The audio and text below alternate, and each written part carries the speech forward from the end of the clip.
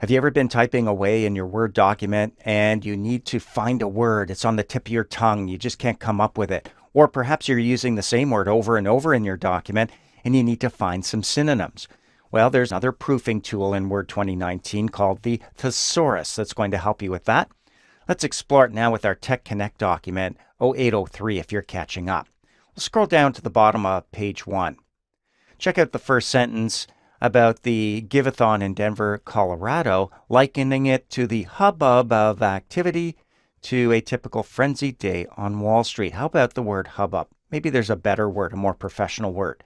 We'll click anywhere in the word. To look up synonyms for hubbub, we simply make sure the Review tab is selected on the ribbon and click Thesaurus. That opens up a pane over here on the right-hand side. The word's already showing up at the top, and it's also highlighted here in our document. That means we can find a synonym down below that we might think would work better by simply selecting it, like the word din. Go ahead and click it.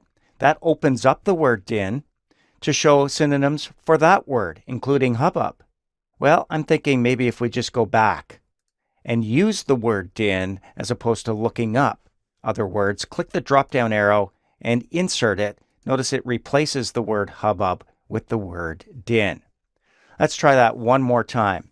Down in the next paragraph, just 3 short years ago, we quietly click in the word quietly. Now, when we do that, we're still looking at hubbub over here. So if you wanted to, you could click thesaurus again, and it replaces it with the word quietly. Again, we can go to any of these synonyms. You can see some are different types of adverbs. And if you find a word that you like, I think softly, we can click the drop down and go directly to inserting it like so. When you're done with the thesaurus, click the X in the top right corner to close up the pane and continue working on your document. So if you're looking for a certain word, you can't come up with it, but you know the general idea, type in a similar word, use thesaurus to find that word.